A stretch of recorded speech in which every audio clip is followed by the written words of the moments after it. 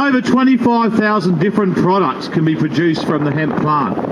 Now, you have to be amazed that a product like hemp, or a plant like hemp that's been around for thousands and thousands of years, that's been utilised for centuries to benefit the people, would suddenly start to disappear. And I'd like to give you some ideas of what I think that's happened.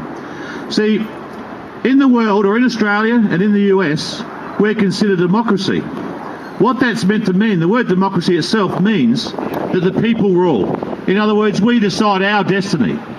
Now, what you'll find's happened over the years is that when you used to go out and pick someone to represent you, you'd be standing in a park just like we are today, and you'd have your local people that you knew, your representatives, they'd come and stand up and they'd tell you what they believed in, and then if you supported them and voted for them, right, then they would go away and do the will of the community that they were there to represent. And that system worked fine. And while that system worked in the States, hemp was grown everywhere. Hemp was used for a variety of issues. It was used for medical. It was used for textile industries. It was used for building products. It was used for a lot of things. But then we had a slip in our democratic process where we ended up with politicians that weren't freely chosen. We ended up with party politics that we have here in South Australia, for instance, where the politicians no longer feared the accountability that could be thrust upon them by you, the people. What then happened was that those politicians and our governments now, and the governments in America, they're only concerned with the corporate structure. The people they fear now is not us, not our vote, but they fear the corporate structure, the people that sponsor them. They fear big oil that's got the money. They fear the big unions that have got the people power.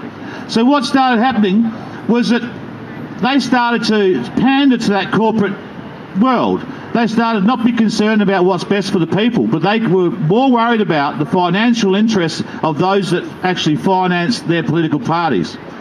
Now, how that's made an effect is, if we go back in time, we go back into the early 1900s over in America, we had great people like Henry Ford. Now, Henry Ford grew hemp. Henry Ford created one of the first production line vehicles made from hemp. The body was made from hemp. The engine was designed to run on hemp oil. Then we have other great people like Rudolf Diesel, who invented the diesel engine. The diesel engine was designed to run on hemp oil. These people didn't want big oil. They didn't want us cutting down the forests. They didn't want us polluting the future. What they wanted was for us to grow and have a sustainable and green future. Henry Ford said, and I'll try and quote this from memory, he said, "Why rape the forests that were centuries in the making?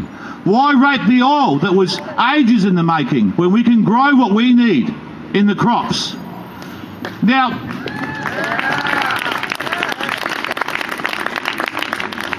the reason Prohibition came about was the self-interest of rich bastards that don't give a shit for the people and the people of their countries. That's why we're where we are today. If Henry Ford and all those people that went before who were successful, we wouldn't have war on oil. We wouldn't have people being mutilated and killed in wars where they're after oil. We would be growing our crops. We would be powering our future on renewable energy. That's the problem today that we have. Now, hemp, to me, goes beyond the social implications. What the media want to do is they want to destroy the good name of hemp, the good name of marijuana. And to do that, they know they can't take it on industrial reasons, because the industrial uses of hemp are something that most people would support if they were here listening today to find out about it. Or if the media were actually going to be honest and truthful and tell us the many uses of marijuana, the many uses of hemp. But they're not going to do that because of the self-interest of industry, like DuPont, who like to make plastic bags that aren't recyclable, when a hemp plant has cellulose that's recyclable. They want to cut down forests to build your house, but we can make high strength timber products or high strength building materials out of the hemp plant. They want to make concrete. Now, concrete, we live in a place now where we're looking at carbon trading. We're looking at trying to reduce our reliance on emissions, reliance on fossil fuels. Yet there's no debate on hemp, no debate whatsoever. We could be making everything we need from a renewable plant source. But the media don't want you to know that. Look, it really is past time that we stood up and understood that it's okay to come here today, and I'm proud of all of you for coming, but it's our job to spread this word. The politicians aren't going to listen to us. If you have a representative in your own area, he's most probably a Labor or Liberal politician. He has to do the will of his party, not the will of the electorate that elected him. So you have to get on their backs all the time. You have to spread this word to everybody in the community, and not just spread it like I like to have a cone because it's relaxing, or just the medical, but also consider the fact that we could be powering our cars. The engines in these cars here going past us today were designed to run on hemp. Yeah.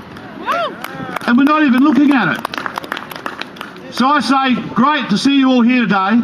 I hope that we all get together and consider promoting hemp in every form, and trying to get people that say to you, oh, hemp, and they, that oppose it, they think it's just about the social use of hemp, but it's not. It's about our future. It's about the future of our environment. It's about us having a relaxing time. It's about the people deciding what the hell they do with their bodies.